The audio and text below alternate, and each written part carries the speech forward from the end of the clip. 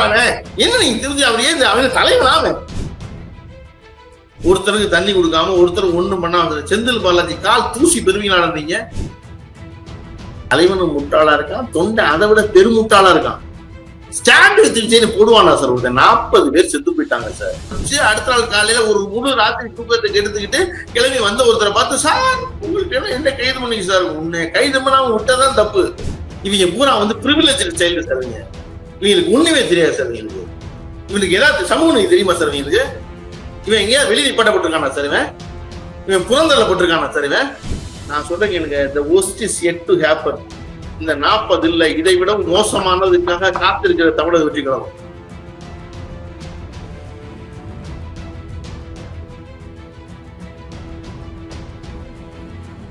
ஆச்சி அதிரசமா விடுங்க, கையில தட்டி சூடான எண்ணெயில பொரிச்சா அதிரசம் ரெடி.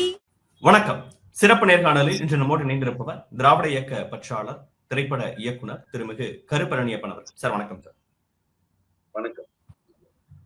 ஒட்டுமொத்த தமிழ்நாட்டையே அதிர்ச்சிக்குள்ளாக்குன சம்பவம் சனிக்கிழமை இரவு கரூர்ல நடைபெற்றுச்சு. 41 உயிர்கள் இப்போது வரைக்கும் இழந்திருக்கிறாங்க. பல பேர் மருத்துவமனையில ஸ்டில் சிகிச்சையில இருக்கிறாங்க. இந்த சம்பவம் குறித்து விஜய் அவர்கள் நம்ம இப்ப பேசுற சில நிமிடங்களுக்கு முன்பாக ரியாக்ட் பண்ணியிருக்கிறாரு. ஒரு 4 நிமிஷம் வீடியோவை போட்டிருக்காரு. அந்த வீடியோல என் மன வலியோட இருக்கேன், எந்த மாவட்டத்திலையும் நடக்காத விஷயம் கரூர்ல மட்டும் ஏன் நடந்தது, எப்படி நடந்தது அப்படிங்கிற கேள்வி எழுப்பியிருக்கிறாரு. அந்த கேள்வி எப்படி பாக்குறீங்க சார்? விஜயோட நடிப்புல சிறந்த நடிப்பு இன்னைக்கு வச்சிருக்க 4 நிமிஷம் வீடியோ தான். அதாவது என்னன்னா, 3 நாளா போய் ஒளிஞ்சு உட்கார்ந்து இருந்து என்ன செய்யறது தெரியாம முழிச்சிருந்த ஒருத்தர் மெதுவா வெளியே வந்து தலை நீட்டுறாரு. எந்த மாவட்டத்தில் நடக்காத ஒண்ணு அப்படின்னா இல்ல, எல்லா மாவட்டத்திலும் நடந்துச்சு.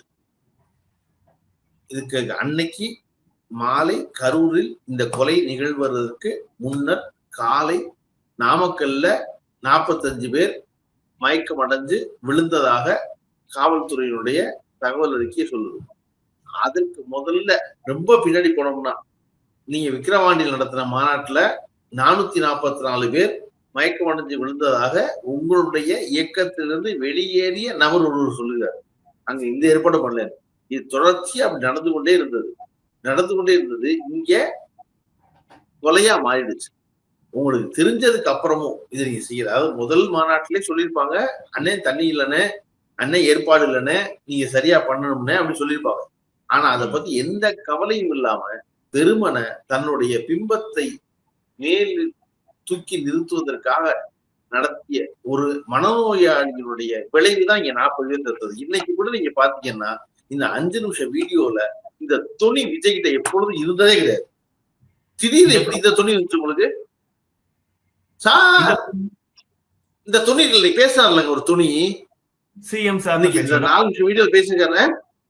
சிஎம் சார் நான் இங்கதான் இருப்பேன், ஆபீஸ்ல தான் இருப்பேன், அங்கதான் இருப்பேன். ஆமா, நீங்க ஆபீஸ் போய் தெரியாது எங்களுக்கு. என்ன பெரிய ஏதோ தியாகி மாதிரி, நான் ஆபீஸ்ல தான் இருப்பேன், வீட்டுலதான் இருப்பேன், நீங்க வாங்க, நீங்க எங்க இருந்தா உங்களை தூக்குவாங்க தப்பு பண்ணீங்கன்னா. நீங்க ஏதோ பெரிய தியாகி மாதிரி நான் இங்கதான் இருப்பேன் அங்கதான் இருப்பேங்கிறீங்க, நடிக்கிறீங்க. நீங்க அப்படியே நான் சொல்றேன் சார், நல்லா வாங்க, சிறப்பா இருங்க, உங்களுக்கு பெரிய ஒரு ரசிக பட்டாளம் இருக்கு, நல்லா வாங்க, முதலமைச்சர் ஆயிருங்க. ஆனா முதல்ல எல்லாத்துக்கும் பொறுப்பேற்றுக்கு. இன்னைக்கு 40 பேரை கொண்டு 40 பேரை கொண்டு அவன்கிட்ட ஒண்ணுமே கேட்கல. நீங்க 40 பேரை கொண்டுட்டீங்கன்னு நேரா சொல்றது சரியா சார்? ஏன்னா அவர் மட்டுமா பொறுப்பு? என்னுடைய சார் அரசுக்கும் அதே அளவுக்கு பொறுப்பு இருக்குல்ல. எனக்கு நான் எப்பயுமே பேசிட்டு போவேன், அதை தான் பண்ணேன், அதை தாண்டி என்ன நடந்ததுன்னு எனக்கு தெரியலங்கிறாரு சார் அவரு. என்ன சார் எனக்கு புரியல. நீங்க கிளம்பி வருவீங்க, உங்களுக்கு அரசுக்கு என்ன பொறுப்பு இருக்குதுல? அரசு என்ன செய்யும் அப்படின்னா, நீங்க எங்க இருப்பாப்பா இருப்ப, என்னப்பா பர்மிஷன் வேணும்தான் கேட்கும். நான் தொடங்குறேங்க, கலைஞர் நடத்தாத மாநாடு இல்ல, சரியா? கலைஞர் நடத்துற மாநாடு உங்களுக்கு தெரியுமா தெரியாதான்னு தெரியல இந்த தலைமுறைக்கு. ஆனா ஒவ்வொரு மாநாட்டிலையும் லட்சக்கணக்கான மனிதர்கள் கூடும் பொழுது ஒவ்வொரு முறையும் தன் மாநாட்டை முடிக்கும் போது என்ன சொல்லுவார்னா, எல்லாரும் ரொம்ப பத்திரமா நிதானமா பதட்டம் இல்லாம ஊர் போய் சேருங்க. நீங்க ஊர் போய் சேர்வதை தூங்காம நான் காத்துக்கிட்டு இருப்பேன். அதற்கு பின்னாடி அவரை பார்த்து அரசியல் பழகியதால் விஜயகாந்த் என்ன சொல்லுவார் அப்படின்னா, விஜயகாந்த் கலைஞர் போல சுருக்கமா சொல்லாம கிட்டத்தட்ட 15 நிமிஷம் பேசுவார் மாநாடு முடிச்சதுக்கு அப்புறம். டிரைவர்லாம் வேகமா வண்டி ஓடாதீங்க, ஆமா டிரைவர்லாம் வண்டியும் ஓட மாட்டாங்க, இங்க பாரு நீ எல்லாம் வேகமா போக கூடாது, பத்திரமா போகணும், போற வழியில 5 பேரா சேர்ந்து போகணும், 10 பேரா சேர்ந்து போகணும், ஒத்த ஊருக்கும் சேர்ந்து போயிட்டு சொல்லணும். அதுக்கப்புறம் தான் நான் தூங்குவேன் அப்படிம்பாரு. ஆனா அதுக்கப்புறம் தூங்குவாரு விஜயகாந்த்? தூங்க மாட்டாரு. இந்த பிரேமலதா கேட்பாரா? என்னம்மா 1,50,000 பேர் போயிட்டாங்கலாம் கேட்பாரா? அதெல்லாம் கேட்க மாட்டாரு. ஆனா சொல்ற ஆறுதல் வார்த்தை அது. டேய் தம்பி எல்லாம் நீங்க பத்திரமா போங்க, உங்களுக்காக நான் காத்துக்கிட்டு இருப்பேன். சார் விஜயகாந்த் கலைஞர்லாம் விட்டுருங்க சார். அதுக்கு 50 வருஷம் முன்னாடி பெரியார் மாநாடு நடத்திட்டாரு. பெரியார் மாநாடுல குடும்பம் கூடுவாங்க சார் எல்லாரும். பிள்ளைங்க தொட்டி கட்டுறதுக்கு தனியா இடம் இருக்கு சார். பிள்ளைங்க தொட்டிக்கிட்டு தூங்க வைப்பாங்க சார் அவ்வளவு பேரும். பால் ஊட்ட தாய்மார்களுக்கு தனியா அரங்கு இருக்கு சார், தனி இடம். பால் ஊட்ட தாய்மார்கள் அரங்கு இருக்குன்னா அங்க என்ன அர்த்தம்னா, அங்க வந்து 8 வயசு பிள்ளைய 8 மாச பிள்ளைய 10 மாச பிள்ளையெல்லாம் ஒன்னா இருக்குன்னு அர்த்தம்.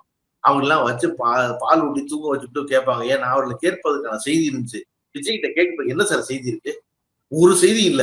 நீ சும்மா பாட்டு பாடிக்கிட்டு இருக்க வந்து எப்ப பார்த்தாலும் வந்து பஸ்ஸுக்குள்ள உட்காந்து லைட்டை போட்டு ஆஃப் பண்ணி ஆன் பண்ணி விளையாண்டுகிட்டு இருக்கீங்க. நீ வந்து என்னன்னா மனவியாதி முடிச்சோம் இவரும் ஒண்ணு கூடி இருக்கீங்க ஒரு இடத்துல, மொத்த பேர் கூடி இருந்துட்டு அப்புறம் வந்து அரசாங்கம் என்னை சரி பார்க்க அரசாங்கம் முடிஞ்சிருச்சு. 40 குடும்பத்தை சாகடிச்சிட்டீங்க, 40 குடும்பத்தை எதிர்கால நெருக்கடி ஆயிடுச்சு. எல்லாரும் ஓடி ஒளிஞ்சிட்டீங்க. 4 நாள் கழிச்சு மெதுவா வந்து சிஎம் சார் நீங்க வேணா என்ன கூட கைது பண்ணிக்க சார், உன்னை கைது பண்றதா இருந்து முடிவு பண்ணியிருந்தாலும் சிஎம் சார் வந்து முன்னாடி பண்ணிக்க 3 நாள் முன்னாடி பண்ணிக்க மாட்டாரா? எனக்கு வந்து ஸ்டாலின் பெரிய கோவம் என்ன அப்படின்னா, இவர்கள் இப்படியா டீல் பண்றது? நீங்க ஏதோ பெரிய பேரன்பு கொண்டு இவங்க டீல் பண்றீங்க. அரசு பள்ளிக்கூடத்துல படிக்கிற புள்ள சுபலட்சுமியும் இவங்களையும் ஒன்னா டீல் பண்றீங்க. நீங்க இவங்களை டீல் பண்ணக்கூடாது, அவங்களுக்கு அது புரியாது. அவங்களுக்கு புரியுற மொழியில் பேச அந்தந்த கோயிலுக்கு அந்தந்த பூசாரி வேணுங்கிற மாதிரி டீல் பண்ணுவீங்களா? உட்கார்ந்து 3 நாள் கழிச்சு மெதுவா வந்து சிஎம் சார் என்ன கூட நீங்க கைது பண்ணிக்க சார், என்ன கூட எதுவும் பண்ணிக்க சார், நீங்க வந்து அவங்கள விட்டுருங்க சார் அப்படின்னா, அவரு 3 நாள் முன்னாடி கேட்கிறாங்க பத்திரிகையாளர்கள். அவர் அவ்வளவு கனிவா அந்த அரசியல் பேச வேண்டாம், இறந்து போயிருக்கிற தமிழ் பிள்ளைகள், அதுக்கு வந்து அரசியல் கட்சி எதுவுமே டீல் பண்ண விரும்பல அப்படிங்கிறாரு. மறுநாள் வந்து துணை முதல்வர் அதையே சொல்றாரு. இவ்வளவு சாஃப்டா டீல் பண்ற ஆள் கிடைச்சோன்னா நீங்க ஏறி ஆடுறீங்க. இன்னைக்கு காலைல ஆதவ இருக்கணும்னு ஒரு ஆள் இருக்காரு அந்த கட்சியில, அவர் கூட ட்வீட் மாதிரி நேபாள் போல அவர் பொதுச்செயலாளர் அந்த கட்சியில, பொதுச் செயலாளர் தேர்தல் மேலாண்மை. ஓ அவர்தான். நல்ல வேலை இதெல்லாம் நீங்க எல்லாம் சொன்னாதான் தெரியுது எனக்கு.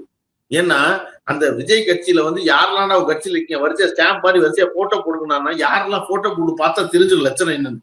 விஜய் முதல் போட்டோ, 2வது போட்டோ யாரு அந்த கட்சியில? புசியா. 3வது போட்டோ சிடிஆர் இணை செயலாளர், இவர் பொதுச் செயலாளர்.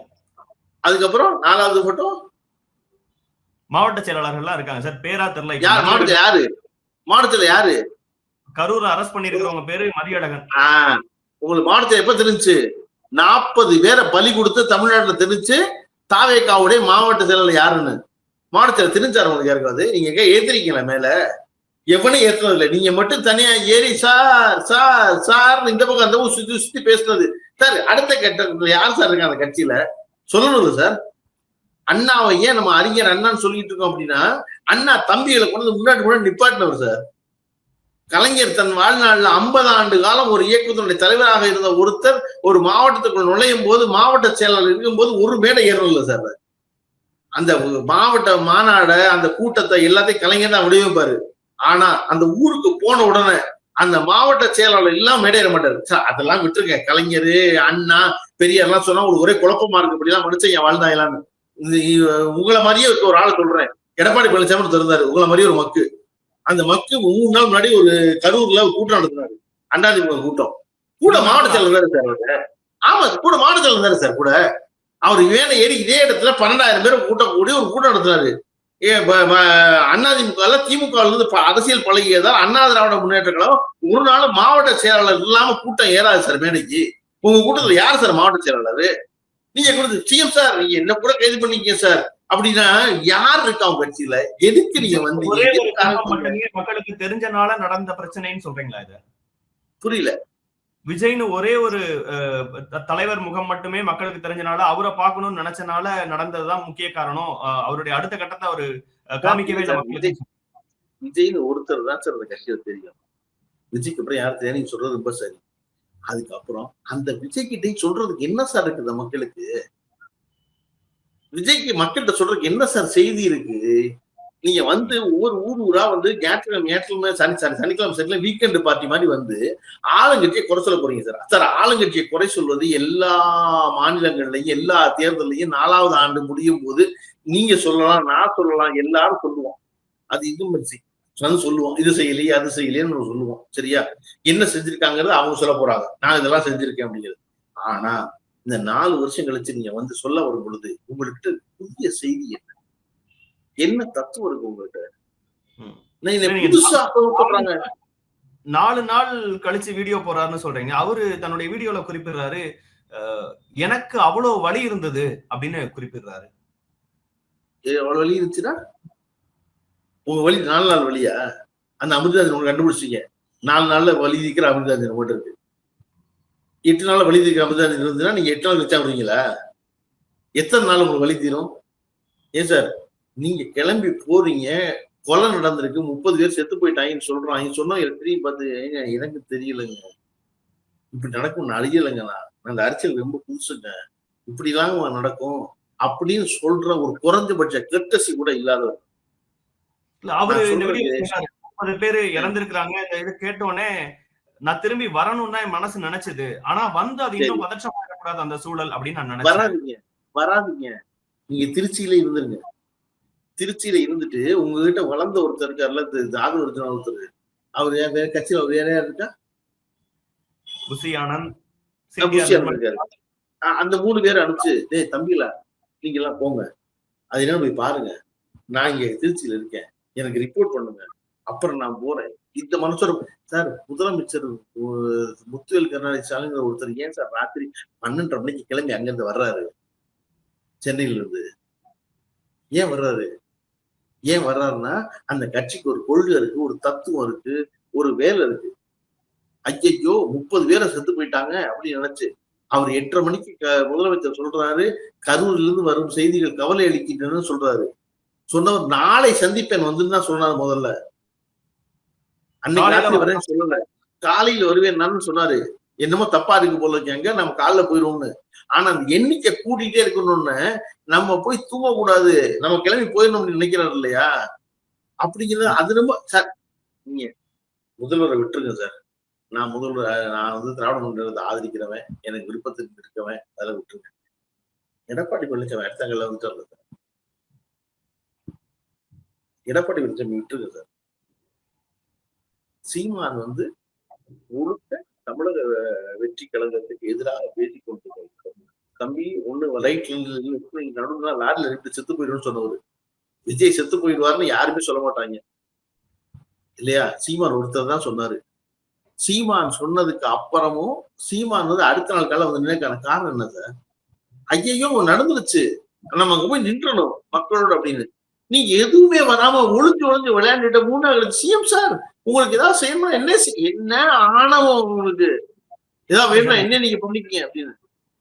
நீங்க குறிப்பிட்ட தலைவர்கள்லாம் அங்க போகும்போது அங்க இருக்கக்கூடிய மக்கள் வந்து அதை சாதாரணமா அணுகிறாங்க. ஆனா விஜய் அவர்கள் போகும்போது இப்படி ஒரு கூட்ட நெரிசல் காரணமா உயிரிழப்புகள் அளவுக்கு நடந்திருக்குன்னா மறுபடியும் அவர் போய் அங்க நிக்க முடியுமாங்கிற ஒரு பதற்றமான சூழல் மறுபடியும் ஏற்பட்டக்கூடாது, நம்மளை பார்க்க மக்கள் வந்துடக்கூடாது அப்படின்னு புரியலையா? என்ன பெரிய உயிரிழப்பு? நீங்க வேணும் உயிரிழப்பு ஏற்படுவதற்கு காத்திருந்து 7 மணி நேரம் ஆக்கி அந்த கூட்டத்தை அலமோத வச்சு கொலை பண்ணவங்க நீங்க. ரொம்ப எக்ஸ்ட்ரீமா இருக்கு சார். யாராவது நடக்கும் பண்ணுவாங்களா? ஆமா சார், அதுதான் இவரு இல்லைன்னா எப்படி சார் லைட்டை போட்டு ஆஃப் பண்ணி விளையாடுவீங்க நீங்க? உங்களுக்கு தெரியாது கொலை நடக்கும்னு, செத்து போவாங்க தெரியாது உங்களுக்கு, ஆனா செத்து போவாங்க. அதுக்கு தானே சார் விளையாண்டீங்க நீங்க. உலகத்துல எந்த அரசியல் தலைவனா லைட்டா போட்டு ஆஃப் பண்ணி ஆன் பண்ணி விளையாடுவானா சார் அவன்? ஏதாவது நாய்க்குட்டிக்கு எலும்பு துண்டை போட்டா தப்பு சார், திருப்பி இன்னும் மேல போட்டீங்க அதை விட தப்பு சார், அதை விட மேல போட்டீங்க அதை விட தப்பு சார். உங்களுடைய திறமையா அது. நாய்க்குட்டி எலும்புக்கு எங்குது அதனால தப்புது, அப்படித்தான் லைட் ஆஃப் பண்ணி விளையாண்டீங்க நீங்க குரங்காட்டி மாதிரி. அறிவிருக்க ஒருத்தர் செய்வான சார் அந்த காரியத்தை உட்கார்ந்து சிரிச்சுக்கிட்டு, ஓ என்னை பார்க்க நீ தவறியா, நீ தப்புன்னு சார். இந்த மக்கள் கூட்டத்தை உருவாக்கி வச்சிருக்காங்க இவங்க. நான் சொல்றேன், அந்த கூட்டத்துக்கு வர்ற மொத்த பேரும் 10வது தாண்டாதவன். அவ்வளவு பேர் 10வது பள்ளிக்கூடத்தை படிக்கிற பையில அவ்வளவு பேரும் இல்ல சார். 40 வயசுக்கு வந்தாங்க நீங்க சொன்னீங்க அப்படின்னா அதெல்லாம் 10வது தாண்டாதவன். ஒண்ணு 10வது படிக்கிறவன் அல்லது 10வது தாண்டாதவன், அதோடு இருந்தவன் சார். எனக்கு அதாவது இந்த மூத்த பத்திரிகையாளர் மணி இருக்காரு பாருங்க, அவரே பதறி சொல்றாரு, டிரான்ஸ்பார்மர்ல ஏற ஒரு கூட்டத்தை நான் பார்த்ததே இல்லைங்க 40 வருஷத்துல, டிரான்ஸ்பார்மர்ல ஏறுவாங்கிறாரு. இவங்க பூரா டிரான்ஸ்ஃபார்மர்ல ஏறினா சொல்றது தலைமை இல்லை சார். இங்க அது செய்யாத என்ன சார், இதை விட படிக்காதவங்க இருந்தாங்க சார் ரொம்ப பேரு. பெரியார்கிட்ட இருந்த படிக்காதவனா, என்னுடைய தாத்தா பெரியார்ட்ட போய் நிக்கும் போது என் தாத்தா படிச்ச 3வது சார். பெரியார் கூட்டத்தை கேட்க போனாரு சார். எங்க அப்பா அண்ணா கூட்டத்தை கேட்க போனாரு சார். 8வது படிச்சவர் சார். ஆனா என்னன்னா அவன் சொன்னா கேட்பாங்க சார். சார் எம்ஜிஆர் இருக்கிறத ரசிகர்கள் இருந்துருவாங்கல்ல சார். இனிமே எம்ஜிஆரை விட பெரிய ஆள் இருந்துருவாங்கல்ல சார். இனிமே சார் வியந்துட்டாங்க சார் உலகம் பூரா எம்ஜிஆர் கூட்டத்தை பார்த்து. ஆனா எம்ஜிஆர் கண்ணை செஞ்சா கீழே இறங்கிடுவாங்க சார். கூட்டத்தை கண்ட்ரோல் பண்ற திறமை இருக்கும். ஆமா, எம்ஜிஆர் இறங்கிடுவான் சார். அவன் செய்யாதன்னா செய்ய மாட்டான் சார். அவன் எம்ஜிஆருக்கு கவுண்டரா அவருடைய மேல பேரன்பு இருந்துச்சு சார். எம்ஜிஆருக்கு ஒவ்வொரு தடவையும் எந்த கூட்டத்துக்கு போனாலும் கூட்டம் முடிஞ்சு வரும்போது மனம் நெகிழ்ந்துதான் வருவார். ஏன்னா என்னைய நம்புறாங்களே இவ்வளவு பேரு. நான் ஒரு படிக்காத முட்டாள். பெரியாரை நான் பார்த்துட்டேன், பேரறிஞர் அண்ணாவை பார்த்துட்டேன், கலைஞரை நான் பார்த்துட்டேன். இத்தனை பேரை மீறி என் மேல் இவ்வளவு வந்து வச்சிருக்காங்களே, நான் படிக்காதவன் என்கிட்ட இவ்வளவு வந்து வச்சிருக்காங்களே அப்படிங்கிறதுனால சார் ஒவ்வொரு தடவையும் எம்ஜிஆர் வந்து அவர்கள் மேல மனம் விம்முனாரு. எம்ஜிஆர் ஏன் சார் முதல்ல வந்து சாப்பிட்டியா கேட்டாரு சார். தேர்தல் பூத்துல எலெக்ஷன் பூத்துல முதல்ல அதிமுகவுக்கு தான் சார் உள்ள சாப்பாடு வந்துச்சு. 77 தேர்தல் வரையும் தேர்தல் பூத்துக்குள்ள சாப்பாடு வந்தது இல்ல சார். அவன் என்ன செய்வான்னா வேலை பார்ப்பான், கட்சிக்கு வெளியே வருவான், டீ குடிப்பான், மறுபடியும் போவான், உள்ள உட்காந்துருப்பான் 10 மணி நேரம். அது காங்கிரஸ் கட்சியோ சுதந்திரா கட்சியோ திராவிட முன்னேற்ற கழகமோ கம்யூனிஸ்ட் கட்சியோ எதுவாக இருந்தாலும் அவன் உள்ள உட்காந்துருப்பான். எம்ஜிஆர் கட்சியெல்லாம் சார் முதல்ல அதிமுக உள்ள சாப்பாடு வந்துச்சு. ஏன்னா எம்ஜிஆருக்கு அந்த பசி தெரியும். உள்ள இருக்கவன் எப்படி செய்வான்? அவன் எனக்கு வேலை செய்ய வந்திருக்கான், அவன் எப்படி சாப்பிடுவான்? அவனுக்கு எப்படி சாப்பிட போற நேரம் இருக்கு? நீ சாப்பாடு அவனுக்கு உள்ள அனுப்பிச்சாரு. எம்ஜிஆர் அனுப்பிச்சதுக்கு அப்புறம் தான் அதிமுக அனுப்பிச்சதுக்கு அப்புறம் தான் எல்லா கட்சியும் உள்ள சாப்பாடு அனுப்பிச்சிச்சு. ஏன்னா எம்ஜிஆருக்கு பசி தெரியும். விஜய்க்கு பசி தெரியுமா சார்? ஆதவர்ஜனுக்கு பசி தெரியுமா சார்? முஸ்லிமுக்கு பசி தெரியுமா சார்? இன்னும் பேர் ஆட்கள் இருக்காங்க இல்ல, என்ன சார் தெரியும் இவங்களுக்கு? இவங்க பூரா வந்து பிரிவிலேஜ் சைல்டு சார். இவங்களுக்கு ஒண்ணுமே தெரியாது சார். இவனுக்கு ஏதாவது சமூக நீதி தெரியுமா சார்? இவன் எங்கேயாவது வெளியே பட்டப்பட்டிருக்கானா சார்? இவன் புறந்தள்ளப்பட்டிருக்கானா சார்? எதுவுமே தெரியாது சார். சும்மா தெரியாம வந்து நேரம் வந்து லைட் ஆஃப் பண்ணி ஆன் பண்ணி விளையாண்டுட்டு இவன் நேரம் சீஃப் மினிஸ்டர் ஆயிடுவாங்க. 40 பேர் கொண்டு சிஎம் சார் வேணும்னா நீங்க என்ன கைது பண்ணுங்க சார் அப்படின்னு சொல்லி டிராமா நடத்துறாங்க. இதுக்கு உதவி செய்யறதுக்கு பிஜேபியில இருந்து 10 பேர் அங்க கிளம்பி வர்றான். ஹேமமாலினி குழு. அந்த ஹேமமாலினி குழு வந்து என்ன செய்வாங்க அப்படின்னா அவனுக்கே கருவுக்காரன் பேசுறது ஹேமமாலினிக்கு புரியாது, ஹேமமாலினி பேசுறது கருவுக்காரனுக்கு புரியாது. இவங்க உண்மையை கண்டறிஞ்சாங்க. எப்படி எழுதிங்க கூட அண்ணாமலை இருக்காரு சார், பேசுறத டிரான்ஸ்லேட் பண்ணி சொல்லிட்டு அண்ணாமலை பேசிட்டாங்க. பார்க்கும்போது இன்னைக்கு வந்து கத்தியில எல்லாம் பின்னாடி கீறி இருக்கிறாங்கிறதெல்லாம் சில. ஆமா எல்லாரும் கீறிட்டாங்க, எல்லாம் விட்டாங்க. அடுத்து என்ன சொல்ற, செந்தில் பாலாஜி உங்க ஆள் வச்சு எல்லாரும் கீறிட்டாரு அப்படின்னு சொல்றதுக்கு அடுத்து அந்த செந்தில் பாலாஜி இல்லாட்டினா அந்த 41 பேர் இல்லாம சாவு அத்தனை ஆயிருக்கும். ஒருத்தரை கிளப்பி கொண்டு போய் உடனே போகன்னு 10 நிமிஷத்துல ஒரு மினிஸ்டர் போய் முன்னாள் அமைச்சரும் இன்னாள் அமைச்சரும் கிளம்பி போனதுனால நிகழ்ந்துச்சு இத்தனையும். அன்னைக்கு காலையில தான் விஜய் பேசியிருந்தாரு. ஏன்னா நாமக்கல்ல வந்து பேசணும்னு சொன்னார் அவரு. மருத்துவர்களே இல்லைன்னு சொல்றாங்க. இது சரி, நீங்க எப்ப பாத்தீங்கன்னாலும் இந்த வலதுசாரி சிந்தனைகளோடு பிஜேபி ஆதரவோடு பேசுவது எல்லாரும் ஒண்ணு சொல்றேன்னா மருத்துவம் இல்ல, மருத்துவர் இல்ல, கல்வி இல்ல, இந்த நாடே நாசமா போச்சு அப்படின்னு சொல்லிட்டு எல்லாரும் உத்தரப்பிரதேஷ் போக வேண்டியதானே? போக மாட்டாங்க. உத்தரப்பிரதேச கும்பமேளால செத்து போனா அதுக்கு விசாரணை கமிஷன் வைக்க மாட்டாங்க. அங்க 40 பேர் சாவாங்க, அதுக்கு விசாரணை கமிஷன் வைக்க மாட்டாங்க. அங்க இருக்க ஹேமமாலினி கூட்டி கொண்டு இங்க விடுவாங்க. நீங்க வந்து விசாரணை தேசிய ஜனநாயக கூட்டணி விசாரணை கமிஷன் வச்சிருக்கேன் சார். அமைச்சு என்ன செய்யும்? இதெல்லாம் விசாரிச்சு இப்ப அண்ணாமலை மொழிபெயர்த்துட்டாரு. கரூர்ல எல்லாம் பேசிட்டாங்க. ஹேமமாலினி எல்லாரும் தெரிஞ்சுக்கிட்டாங்க. தெரிஞ்சு என்ன செய்வீங்க நீங்க? ஒன்றுமே நடக்காது. அருண் ஜெகதீஷ் நடந்தது குறிப்பிடுறாரு. கரூர் மக்கள் பேசுறத பார்க்கும்போது கடவுளே இறங்கி வந்து பேசுற மாதிரி இருக்கு அப்படின்னு குறிப்பிடுறாரு. ஆமா, இந்த நேரம் ஐயோ நீங்க அடுத்த தேர்தல் நின்றுங்க, கரூர் இடைச்சேரி பார்த்துருவோம். கரூருக்கு மக்கள் பேசுறது கடவுளே இறங்கி பேசுமா இருக்கு இல்லையா? நீங்க வாங்க தேர்தல் இல்லைங்க சார், வாங்க சார். நீங்க என்ன சார் ஒரு டோன் இன்னைக்கு தான் சார் புதுசா வந்து இந்த விஜயோட இந்த டோன் இருக்குல்ல, இன்னைக்கு பேசுற டோனு. இதுக்கு முன்னாடி இந்த டோன் கேட்டிருக்கீங்களா நீங்க? சார் என்ன சார் சொல்றாங்களே சார் அப்படின்னு அவரு இன்னைக்கு குரல் கம்மிடுச்சு. இந்த டோன் எப்ப தெரியுமா வந்துச்சு? முன்னாடி விஜயோட டோன் கேட்டிருக்கீங்க. இது எப்ப தெரியுமா? கொடநாடு வாசல்ல போய் நின்ன பொழுது. உங்களுக்கு ஒண்ணுமே தெரியாது, உங்களுக்கு அமைப்பு தெரியாது, ஆர்கனைசேஷன் தெரியாது, ஒண்ணு இல்லை சார். ஒரே ஒரு பேசும்போது அந்த உண்மை கண்டறியும் குழு தேசிய ஜனநாயக கூட்டணி அமைச்சதையும் விஜய் அவர்களுடைய பேச்சையும் நீங்க ஏதோ கோரிலேட் பண்ணி பேசுறீங்க. இது ரெண்டும் இல்ல, ரெண்டும் ஒண்ணுதான் சார். அன்புமணி பேசுறாங்கல்ல சார், அன்புமணி அமைச்சர், தமிழ்நாட்டுடைய அமைச்சர் அன்பில் மகேஷ் கிண்டல் பண்ணார்ல சார், அது இது ஒண்ணுதான் சார். அது ஒருத்தர் வந்து பிள்ளைய 5 பச்சை பிள்ளைய, பொம்பளை பிள்ளைய 5 பச்சை பிள்ளைய, ஆம்பளை பிள்ளைய 10 பிள்ளைய கொண்டிருக்கீங்க நீங்க. 10 பிள்ளைய கொண்டதை பார்த்து ஒரு அமைச்சர் அழுதாருன்னா உடனே இவர் நடிக்கிறார் அப்படிங்கிறார் அன்புமணி. சரியா சொல்றாருல அன்புமணி? அன்புமணி யார் ஆதரிக்கிறாரு? இல்ல, அந்த பாமகவின் ராமதாஸ் சொல்லல, அன்புமணி சொல்றாரு. அன்புமணி யார் ஆதரிக்கிறாரு? பாரதிய ஜனதா ஆதரிக்கிறாரு.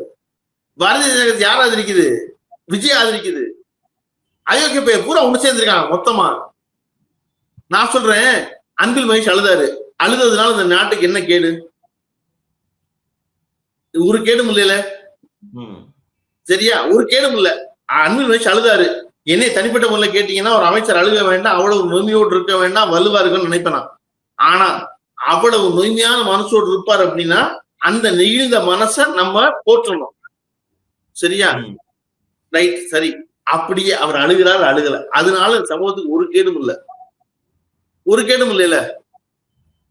என்ன மாற்றம் நிலைப்போகுது? ஒரு மாற்றம் நிலைப்படுறது இல்லை. அதை விட்டு தள்ளுங்க. இந்த விஜய் என்பவர் வந்து இங்க இருந்து கிளம்பி போய் 3 நாளா ஒண்ணு பேசாம வந்து அதை பத்தி அன்புமணி ஏதாவது பேசினாரா? அன்புமணி பேசணும்ல. என்ன sir Vijay sir, Vijay sir நீங்க கிளம்பி போயிட்டீங்களே சார், ஒண்ணும் பேசலையே சார் கேட்கணும். அதை கேட்க மாட்டார் அன்புமணி. மகேஷ் அழுதுல மட்டும் பேசுவார் அவரு. விஜய் அவர்களுக்கு ஆதரவா, இப்ப விஜய் அவர்களே தன்னுடைய வீடியோல எனக்கு ஆதரவா பேசின அரசியல் கட்சிகள் தலைவர்கள் அனைவருக்குமே நன்றி சொல்லிக்கிறேன்னு சொல்றாரு. விஜய்க்கு ஆதரவா இருக்கிறாங்க, ஒரு மெச்சூர்டு பொலிட்டீஷியனா ஹேண்டில் பண்றாங்கன்னு பாக்கணுமா? நீங்க இது எல்லாத்தையுமே கோரிலேட் பண்ணி சொல்றது வந்து எப்படி புரிஞ்சுக்கிறது? யார் மெச்சூர்டு பொலிட்டீஷியன்? அதுல எடப்பாடி பழனிசாமி அவர்கள் இந்த நேரத்துல அரசியல் பண்ணாதீங்கிறாங்க. ஸ்டாலின் அவர்களே எடப்பாடி பழனிசாமி சார் A1, எடப்பாடி பழனிசாமி தான் A1, அக்யூஸ்ட் 1 எடப்பாடி பழனிசாமி தான்.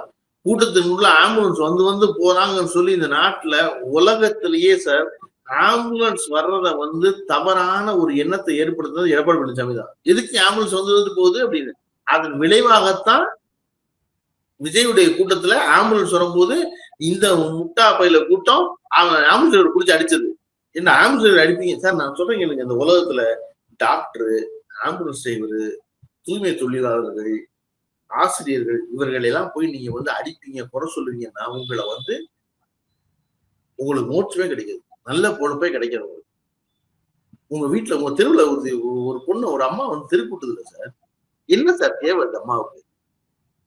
ஒரு தூய்மை பணியாளர் நீங்க குறை சொல்லுவீங்க அப்படின்னா நீங்க அயோக்கியங்க. ஒரு ஆசிரியர் ஒருத்தர் ஒரு புள்ள கெட்டு போனா சார் பாடம் நடத்துவாரு?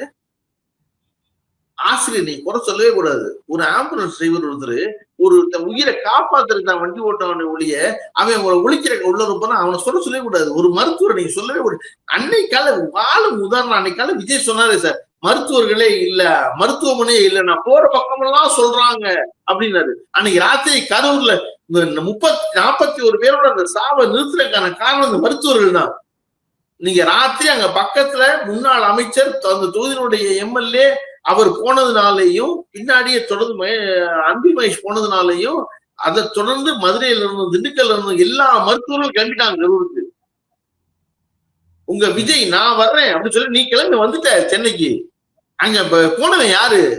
சுத்தி இருக்க திண்டுக்கல் மாவட்டத்திலையும் மதுரை மாவட்டத்திலையும் மருத்துவர் போனா கிளம்பி போனா நான் வர்றேன் அப்படின்ட்டு போனதுனால அந்த கேஷுவாலிட்டி அதிகமா காப்பாற்றப்பட்டுச்சு. நீ என்ன கழிச்சு மறுபடியும் மேக்கப் போட்டு வந்து உட்காந்துக்கிட்டு சிஎம் சார் உங்களுக்கு வேணும் என்ன கைது பண்ணீங்க சார் அப்படிங்கிற அந்த டாக்டர் உன்னை என்ன நினைப்பான்? நீங்க நல்லா வாங்க, நல்லா சிறப்பு, நீங்க முதலமைச்சராவே ஆகி தொலைங்க. நான் சொல்றேன், முதலமைச்சராவே ஆகி தொலைங்க, ஒரு பிரச்சனையும் இல்லை. இந்த நாட்டுல எடப்பாடி பழனிசாமி 4 வருஷம் முதலமைச்சரா இருந்தா நீ இருக்கக்கூடாதா? நல்லா இருந்துரு வா. உன்கிட்ட என்ன தத்துவம் இருக்கு? என்ன செய்துக்கு நீ வர்ற? என்ன வச்சிருக்க? ஒண்ணுமே இல்லாம சும்மா மருத்துவர்கள் டாக்டரை குறை சொல்றது, வாத்தியாரை குறை சொல்றது, தூய்மை பிள்ளை குறை சொல்றது, ஆம்புலன்ஸ் குறை சொல்றதுன்னு சொல்லிட்டு இருந்ததுனால என்ன வச்சிருக்கு? சரி, முதல்ல உங்ககிட்ட யாரும் ஆள் அப்பா நீ நாளைக்கால ஒரு 12 பேர் கொண்ட உங்க கட்சியில இருக்க 12 பேர் ஸ்டாம்பா போடுப்பா, இவெல்லாம் என் கட்சியில இருக்கான்னு. அதுவே கிடையாது. 36 துறை இருக்கு இந்த நாட்டுல குறைஞ்சபட்சம். தொடர்ந்து 39 பேரை கொண்டுட்டீங்க, 40 பேரை கொண்டுட்டீங்கன்னு குறிப்பிடுறீங்க. அது 41 பேரை கொண்டுட்டீங்க, 41 இன்னைக்கு கணக்கு.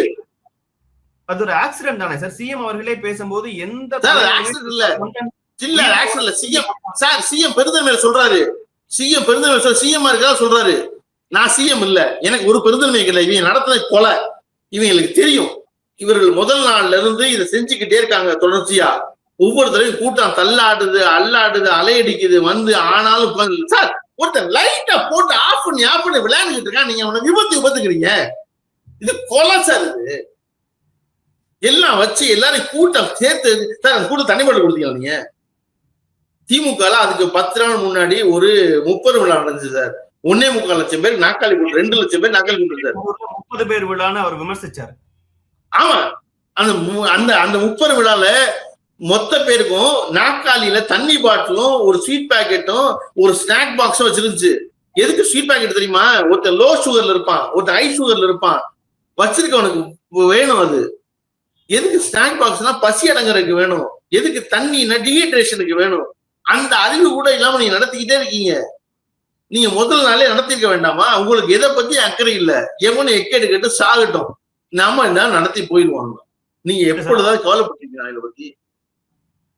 இல்ல, அவங்களுக்கு கவலை இல்லைன்னு சொல்றீங்க. அவங்களுக்கு கவலை இல்ல. ஒரு பேச்சு முழுக்க வழி இருக்குங்கிறாரு. ஆதவ் அர்ஜுனா அவர்கள் தற்போது இன்னைக்கு பேசும்போது நான் பேசவே முடியாத சூழல்ல இருக்கேங்கிறாரு.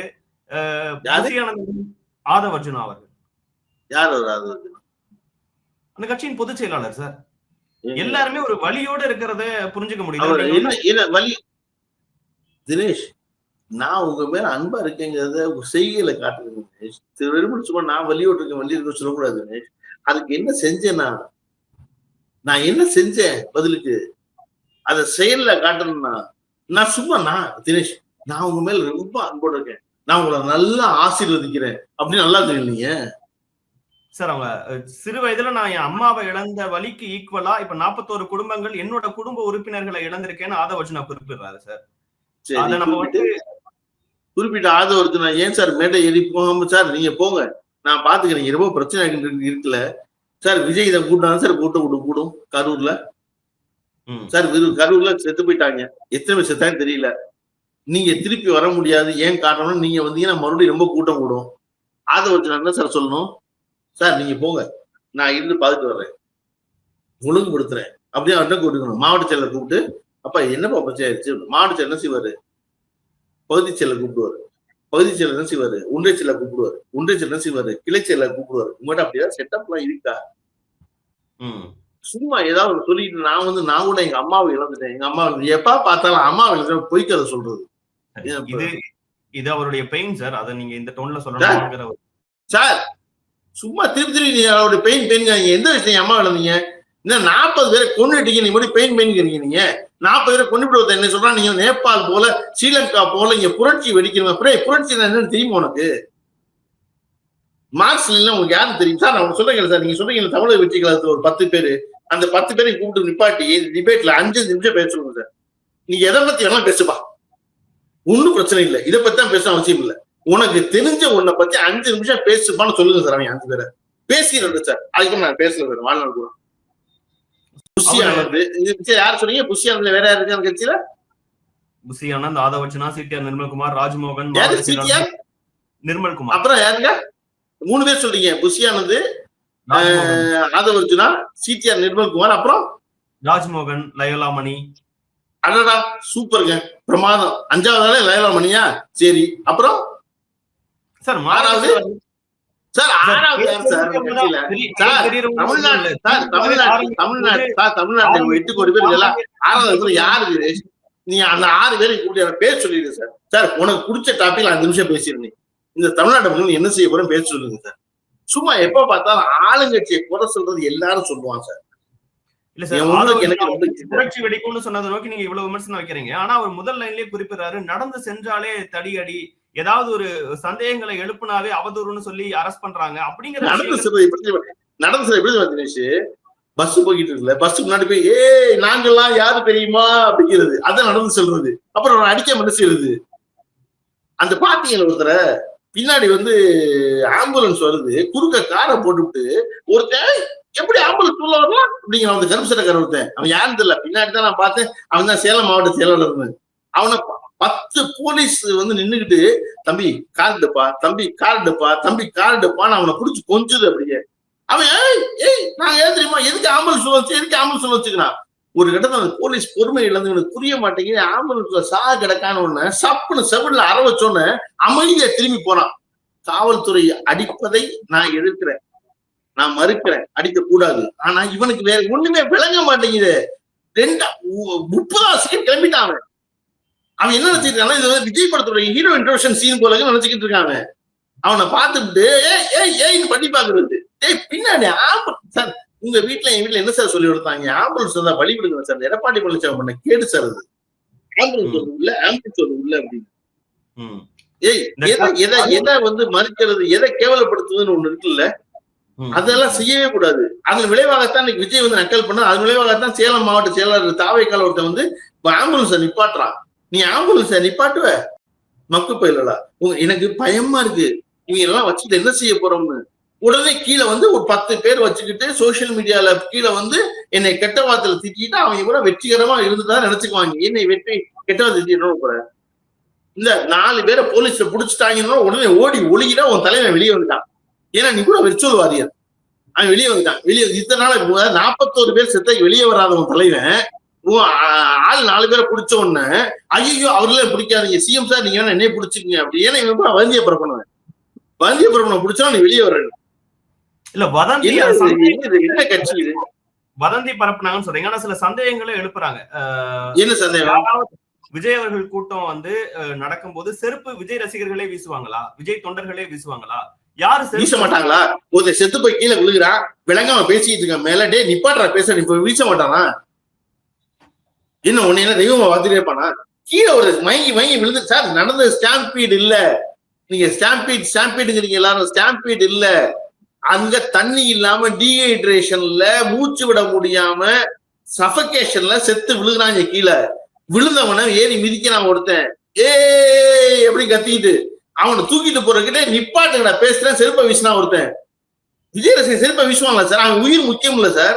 ஏன்னா உனக்கு ஒரு ரசிகனாவே பிறந்தான் அவன் இந்த நாட்டுல, ரசிகனா நேர்ந்து விட்டு இருக்கான் அவனை. முதல்ல அவன் உயிர் முக்கியம் இல்லையா? ஒண்ணு விழுந்திருக்கு நடந்திருக்கு எதுவுமே விளங்காம நீ பாடு ஒண்ணு பேசியா என்ன ஆம்புலன்ஸ் நம்ம கூட்டத்துக்குள்ள வரும் இல்ல, என்னங்க வந்து ஆம்புலன்ஸ் பூரா வந்து திமுக பேர் போட்டிருக்கு அப்படின்னு ஒருத்த கேட்டான். டேய் உங்ககிட்ட ஆம்புலன்ஸ் இல்ல, அவங்க கிட்ட ஆம்புலன்ஸ் இருக்கு, நீங்க ஆம்புலன்ஸ் வாங்குனீங்களா? உங்ககிட்ட ஒரு ஏற்பாடும் இல்ல, சும்மா வெத்து கூட்டம் நீங்க வந்து நிக்கிறீங்க. நீங்க உங்ககிட்ட தத்துவம் இல்ல, தயாரிப்பும் இல்ல, ஏற்பாடும் இல்ல, ஒண்ணும் இல்ல. பேசுறாங்க, கெட்ட வார்த்தையில பேசுறாங்க. இதெல்லாம் வந்து விஜய் அவர்களின் ரசிகர்கள் செய்வாங்களா அப்படிங்கறத பல பேர் கான்ஸ்பிரசிக்கு விஜய் அதான சார் செஞ்சார் சினிமால. விஜயோட ரசிகன் யாரு நயமா பேசலாம் சொல்லுங்க ஒருத்தன், விஜயோட ரசிகன் ஒருத்தர் சொல்லுங்க. இப்ப நான் ஒண்ணும் இல்ல தினேஷ், இந்த வீடியோ ஒரு 1/2 மணி நேரம் வரப்போகுது. 1/2 மணி நேரம் வந்தோடனே நீங்க போய் கீழே போய் கவுண்ட் படிக்க போறீங்க, படிச்சீங்கன்னா நீங்க லட்சணம் தெரிஞ்சுட்டு தினேஷ். நான் அதுக்கு ஒரு கவலையும் பட மாட்டேன். நான் மொத்த பேரையும் போலீஸ் கம்ப்ளைண்ட் பண்ணுவேன், இவெல்லாம் யாருன்னு தெரியணும்னு நமக்கு. நான் வந்து எப்பொழுதுமே சைபர் கிரைம் கம்ப்ளைண்ட் பண்றது இல்லை, யாரும் இன்னைக்கு கம்ப்ளைண்ட் பண்ணுவேன். இவங்களை பூரா தெரியணும் யாருன்னு. எனக்கு அது ஒண்ணுமே துளியும் மனதை பாதிக்காது. அவன் அறிவு அவ்வளவுதான்னு. அப்புறம் விஜய் ரசிகன் வேற எந்த அறிவோடு இருப்பான்? அவன் என்ன அண்ணாவின் தொண்டனா? அவன் அறிவோட இருந்த போறான். அவன் இல்ல இருப்பான். நேற்று கேள்வி எழுப்பும் போது அந்த கொடுத்த இடம், ஆம்புலன்ஸ் வந்தது, தடியடி நடந்தது, கரண்ட் கட் ஆனது, இதெல்லாம் குறித்து பல சந்தேகங்கள் இருக்குங்கிற யதார்த்தமும் இருக்குங்கிறாரே சார். ஆமா இருக்கு. என்ன செய்யலாம்? நீ கூட்டம் நடத்தாத, போய் பொட்டல் நடத்து. நீ ஏன் எப்ப பார்த்தா இடச்சக்கமான இடமே கேட்ட? உனக்கு இடம் கொடுத்தா கொடுக்க கூடாது, வேற இடம் கொடுத்தா அந்த இடத்த ஏன் கொடுத்தீங்க? இங்க வந்தா இடச்சங்கமா இருக்கு அங்க சார். அதான் நான் முதல்ல இந்த நிகழ்ச்சி இந்த நம்முடைய பேட்டி தொடங்கும்போது சொன்ன மாதிரி தான், மணி சொன்ன மாதிரி தான் சார். டிரான்ஸ்ஃபார்மர்ல ஏறோட என்ன சார் செய்வீங்க? கரண்ட் கட்டாது டிரான்ஸ்ஃபார்மர்ல சார் ஏறுவா. நீங்க மரத்துல ஏறி தொலை. ஏற்கனவே 5 ஈவென்ட் 2 மாநாடு நடந்திருக்குன்னா அப்ப காவல்துறையும் அதை முன்னாடியே கணிக்கணும். அந்த ஊருக்கு வந்து ஒரு உளவுத்துறை வந்து சொல்லி இருந்திருக்கணும், கூட்டம் அதிகமாவதுங்கிற விஷயங்கள்லாம் பார்த்திருக்கணும்ல. அப்ப அந்த கூட்டத்திலையும் வண்டி அனுமதிச்சது யாரு? அதெல்லாம் அனுமதிச்சதுனால 40 பேர் செத்துருக்காங்க. அதெல்லாம் அனுமதிச்சு காவல்துறை சரி பார்த்து பின்னாடியே போய் டே ராஜா போங்கடா போங்கடா அனுப்பிச்சனால 40 பேரோட முடிஞ்சிருக்குது. இல்ல நீங்க 400 பேரை கொண்டிருப்பீங்களா பாவிகளா? நீங்க 400 பேர் கொண்டிருப்பீங்க. அரசுத்துறை வேலை பார்த்ததுனாலதான் 40 பேரோட முடிஞ்சுச்சு. உங்களுக்கு 40 பேர் பத்தலையா? இத்தனை வேலையை நீங்க பாத்தீங்கன்னா போற வர்ற கான்ஸ்டபிளும் ஆம்பளையும் பொம்பளையுமா உட்கார்ந்து அவங்களுடைய வாய் வச்சு செயற்கை சுவாசம் கொடுக்க முயற்சி பண்றவங்க இருக்குல்ல, நெஞ்ச குத்தி நீயா பண்ண? தமிழக வெற்றிகளத்துல தெரியுமா அது செயற்கை சுவாசம் என்னன்னு? என்ன செய்யணும் தெரியுமா உனக்கு? மட்டும்தான் உனக்கு தெரியும். தெரிஞ்சு என்ன செய்யறது? உன் தலைவன் என்ன செய்வானா, கார்ல உட்காந்து லைட்டை போட்டு ஆஃப் பண்ணி அவனை விளையாடுவான். என்ன மொத்த முட்டாள் கூட்டம் உட்காந்து என்னை குறை சொல்லிட்டே இருக்கீங்க நீங்க? சொல்லலாமா நீங்க காவல்துறை குறை? சிஎம் சொல்ற இன்னைக்கு எனக்கு என்ன கடுப்பானது இன்னைக்கு, சார் நீங்க என்ன செய்யுங்க சார் அப்படி இந்த நடிப்பை சினிமா நடிச்சிருந்தா நல்லா நீங்க பேர் வாங்கியிருப்பீங்க. என்னது அயோக்கியத்தனம்? இல்ல இத என்ன பண்ணு ஒருத்தவங்களோட உணர்வுகளை நீங்க நடிப்பு அது சும்மா 3 நாள் கழிச்சு மேக்கப் வந்து பேசுறாங்க. அது ஒரு 200% நடிப்பு சார். அது 3 நாள் கழிச்சு உட்காந்துக்கிட்டு நீங்க என்னன்னாலும் என்ன பண்ணுங்க, என்னன்னாலும் என் தொண்டர்களை காப்பாத்துங்க. என்ன சார் இதெல்லாம் பழைய சினிமா சார், பழைய சீன் சார். இது அந்த விஜய்க்கு யாராவது சொல்லுங்க சார், பழைய சீன் எழுதுறாங்க. உட்காந்துக்கிட்டு சார் என்னன்னாலும் என்ன நீங்க செய்யுங்க, ஏன் தொண்டர்களை என்ன ஒரு தொண்டர்கள் செஞ்சுட்டாங்க. ஒருத்தன் உட்காந்து வரைஞ்சிய பரவிக்கிட்டே இருப்பான், அவனை கைது பண்ண இருப்பாங்களா? என்ன செய்ய விரும்புறீங்க நீங்க? உங்க நோக்கத்துக்கு என்னென்ன செய்வீங்களா நீங்க? நீங்க என்ன சொன்னா என்னன்னா கேட்க மாட்டீங்க. அந்த தொண்டர்களுக்கு அங்க போனவங்களுக்கு சில சந்தேகங்கள் வருது. எப்படி என்ன சந்தேகம் வருது? பாட்டு பாடுறாரு உடனே அப்படியே தொண்டர்கள் பூரா ஐஐடியில படிச்ச அறிவாளிய அவங்களுக்கு பூரா சந்தேகம் வந்துருச்சு. சார் அது ஒரு வெத்து கூட்டம். 9 மணிக்கு வரப்போற விஜய்க்கு 5:30 மணிக்கு போய் நிக்கிறது என்னன்னு விளங்க மாட்டேங்க. தண்ணி பாட்டு கொடுக்கல, சாப்பாடும் இல்ல, ஒண்ணும் இல்ல. எல்லாரும் நம்ம சேர்ந்து தலை கட்டிக்கிறீங்க. முதல்ல மீடியாவை பூரா உதைக்கணும் சார். அது குறிப்பா அந்த புதிய தலைமுறைய எப்ப பார்த்தாலும் மியூசிக் போடுறாரு சார். சோழ மண்ணில் விஜய்ங்கனா சார். என்ன பெரிய சோழ மண்ணில் ராஜராஜன் நெய்தாராரு. சும்மா என்ன தேவை டிஆர்பி ஒண்ணுங்கிறக்க ஒரு பேர் சொல்லி ஏதாவது ஒண்ணு செய்யறது சார். நான் ஏன் பேர் சொல்றேன்னா சொன்னாதான் தெரியும். வீர் பாட்டு போடுறான் சார் பின்னாடி. சும்மா நீங்க வெறுமனை வைபேத்துறேன் செத்து போயிட்டாண்டா 40 பேரு. 40 குடும்பம் தெருவுக்கு வந்துருச்சு. எல்லாருக்கும் நீ நானும் காரணம். நீ மட்டும் இல்ல நானும் காரணம். சும்மா இருந்தேன் நானும் காரணம். பாட்டு போட்டு ஏத்தி விட்டிய வீட்டுல இருக்கிய பண்ணி இவனை விஜய் ஆமா நீ ஏத்தன சோழ மண்ணில் விஜய்னு சொன்ன சம ஸ்வீட்ல இருக்காரு சார். அவரு 40 குடும்பம் தெருவில் நிக்குது சார். அது நான் வீட்டுல சௌரியமா இருக்கேன் சார், விஜய் வீட்டுல இருக்காரு சார். அந்த 40 குடும்பம் என்ன சார் ஆகும்? வாழ்க்கை போச்சு சார் 40 குடும்பத்துக்கு. அது திருப்பி சாதாரண கடக்க முயற்சி பண்றது இல்ல, அயோக்கியத்தனம். அது 4 நாள் என்ன ஆச்சுன்னா அவர் வெளியே வந்துட்டாரு. அவர் புரட்சி வெடிக்கட்டுங்கிற அந்த ஊர்ல ஏன்னா நீங்க எல்லாம் என்னடா வச்சிருக்கீங்க நீங்க இந்த உலகத்துக்கு சொல்றதுக்கு சார்? நீங்க யாரு வேணா அரசியலுக்கு வாங்க சார். சார் ஸ்டாலின் அயோக்கியன்னு சொல்லுங்க சார், ஒன்னும் பிரச்சனை இல்லை சார். உங்ககிட்ட என்ன சார் இருக்கு சொல்றது, அது சொல்லுங்க சார். அது எதுவுமே இல்லாம சும்மா வச்சுக்கிட்டு திருப்பி சார் தப்பு சார் நீங்க தப்பு சார். என்ன தப்புன்னு சொல்லு. இங்க மருத்துவமனையே இல்லைன்னு சொல்றாங்க சார். எல்லாரும் யாரு சொன்னா சொல்லு. அந்த மருத்துவர்கள் சார் காப்பாத்துறாங்க. எனக்கு ராத்திரி இந்த 40ல நிக்காம இந்த பிள்ளையில பூரா உயிரை காப்பாத்துனா அந்த மருத்துவர்கள் தான் அவன் தான் காப்பாத்துறான். உனக்கு ஒரு கில்ட்டி கூட இல்லையா சார், ஒருத்தர் கூட அயோக்கிய போயில சார். அவரு இங்க வரதை எது சார் தடுக்குது? ஏன் வரலன்னு நினைக்கிறீங்க நீங்க? கவனிக்கிறவர் விஜய் அவர்கள் சார். அவன் அக்கறையே இல்லை சார். அவன் லைட் போட்டு விளையாண்டுட்டு இருக்கான் சார். அவன் லைட் ஆஃப் பண்ணி விளையாண்டுருக்கான். நீங்க திருப்பி எதிர்த்து அவன் லைட் போட்டு விளையாண்டுட்டு இருக்கான் சார். அவன் ஆஃப் பண்ணி அவன் மனோயாளி சார். அவனை திருப்பி கேட்டிருக்கீங்க. அவன் லைட் ஆஃப் பண்ணி விளையாண்டுட்டு இருக்கான் சார். அவன் என்ன நீங்க திருப்பி அப்படியே அவன் தலைவன் அவன் விளையாண்டுட்டு இருக்கான். செத்து போயிட்டாங்க 40 பேரு. அதை பத்தி எந்த கவலையும் இல்ல. ஆதவர்க்கு புரட்சி வெடிக்கட்டுங்கிறான். புரட்சி வெட்ட அடுத்த சிஎம் சார் நீங்க என்ன கைது பண்ணுங்க சார், அவங்கள விட்டுருங்க சார். யாரை விட்டுருங்க? வஞ்சி புறப்படணும். அதெல்லாம் செய்யாதையான்னு சொல்லணும்ல. இந்த நாட்டுல பெரியாரும் எம்ஜிஆர் கலைஞர் இருந்த ஒரு நாட்டுல எம்ஜிஆர் விஜய் தலைவரா சார். நீங்க என்ன சொல்லிருக்கீங்க? நீங்க உங்கள்கிட்ட என்ன சொல்றதுக்கு என்ன இருக்கு? நீங்க சொல்லுங்க சார். நான் வந்துடுறேன் சார் விஜய் கட்சி. உங்கள்கிட்ட சொல்றதுக்கு என்ன கருத்து சொல்லுங்க. ஒரு கருத்து சொல்லிருங்க. நீங்க நான் திருப்பி சொல்லிருக்கீங்க. பல நடுநிலையாளர்களா பல நேரங்கள்ல திமுக அரசை சப்போர்ட் பண்ணவங்களே விஜய் அவர்களை சிலுவையில அரைஞ்சிருக்கிறாங்க அப்படிங்கிற வார்த்தைகளை சொல்றதா இருக்கட்டும். யாரு? டாக்டர் ஷாலினியா? டாக்டர் ஷாலினி சொல்றதா சார்? நீ பேர் சொல்லுங்க சார். நான் பேர் சொல்றேன் சார். டாக்டர் ஷாலினி சொன்னதானே சொல்றீங்க? அவங்களுடைய பதிவு பல பேரால பகிரப்பட்டிருக்கு. அதனால நான் பேர் பல பேர் இல்ல சார். நீங்க சொன்னால் நான் இப்ப பேர் சொல்லாம சொல்றேன்னா நான் புதிய தலைமை பேர் சொல்லுவேன். நான் புதிய தலைமை பேர் சொல்லுவேன். நான் எதுவுமே நான் சமஸ்னு பேர் சொல்லுவேன். இந்த அயோக்கியத்தனம் இன்னைக்கு எனக்கு எது அயோக்கியத்தனம் தெரியுதோ அந்த பேரை சொல்லுவேன். நான் நீங்க பேர் சொல்லுங்க. ஷாலினி சொல்றீங்களா? அவங்கதான் சிலுவை அரைஞ்சிருக்கான்னு சொன்னது. ஆமா, புரியாம சொல்றது. டாக்டர் ஷாலினி சொல்லிட்டா சரியாயிருமா? அது ஷாலினி என்ன நினைச்சுக்கிறதுனா அன்றைய நிலையில் அவனின் மனநிலை என்னவாக இருக்கிறது நினைச்சு ஒரு சைக்காலஜிஸ்டா சொல்றாங்க அவங்க. ஓ, பேசினா சரியாயிரும் போலக்குன்னு. ஷாலினிக்கு தெரியாது. விஜய்க்கு தேவை சைக்காட்ரிஸ்ட், சைக்காலஜிஸ்ட் இல்ல. சாருக்கு மருந்து கொடுத்து தூங்க வைக்கணும் முதல்ல 15 நாளைக்கு. அவ்வளவு மனம் வேதனைச்சு போயிருக்காரு. இதெல்லாம் உண்மை நம்பிக்கிட்டு. சைக்காட்ரிஸ்டுக்கு சைக்காலஜிஸ்டுக்கு பெரிய வேறுபாடு இருக்கு. சைக்காலஜிஸ்ட் யாரு அப்படின்னா மெலிதான மனப்பிறழ்வு கொண்டவர்கள். அவர்களை பேசி சரி பண்ணிட முடியும். ஒன்னும் பிரச்சனை இல்லப்பா. அதிகமா கோவப்படுறவன், அதிகமா சிரிக்கிறவன், அதிகமா வருத்தப்படுறவன், சாப்பிடாதவன், அவன் எல்லாம் சைக்காலஜிஸ்ட் என்ன செய்வார்னா பேசியே சரி பண்ணிடுவாரு.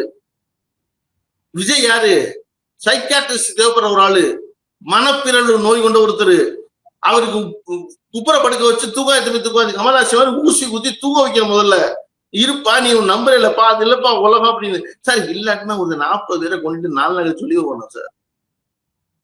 சார் 40 பேர் செத்து போயிட்டாங்க சார். எப்படி சொல்றது? 4 நாள் சொல்லி வருவாங்க.